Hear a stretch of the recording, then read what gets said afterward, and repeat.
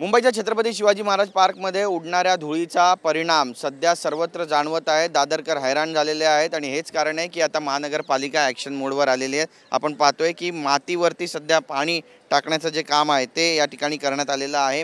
सगळ्यात महत्त्वाचं म्हणजे मैदानावर धुळीमुळे होणारे प्रदूषण नियंत्रणात आणण्यासाठी मुंबई IITने दिलेल्या अहवालानुसार तात्कालीन आणि दीर्घकालीन उपाययोजना अंमलात आणण्याचा निर्णय मुंबई महानगरपालिकेने घेतलेला आहे। यामध्ये मातीचा स्तर नियंत्रित करणे, धूळ नियंत्रणासाठी मातीवर सातत्याने पाणी फवारणे यांसारख्या उपाययोजनांचा समावेश सुद्धा असणार आहे। तसेच वाऱ्याच्या वेगाचा देखील अभ्यास केला जाणार आहे आणि यावर सुद्धा तोडगा काढला जाणार आहे।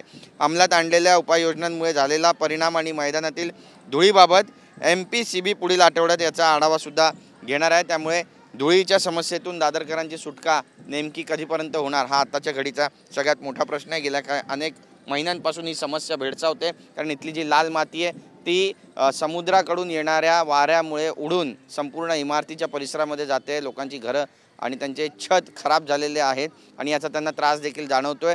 आणि आता महानगरपालिका ॲक्शन मोडमध्ये आल्यानंतर यावर काही तोडगा निघणार आहे का हे सुद्धा पाहणं तितकंच महत्त्वाचं ठरेल। कॅमेरा पर्सन योगेश गुरवसह गिरीश गायकवाड, TV9 मराठी, मुंबई।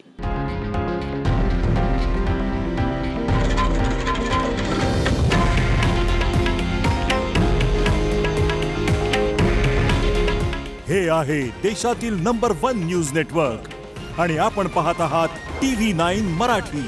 काळजी तुमची, हित महाराष्ट्राचं।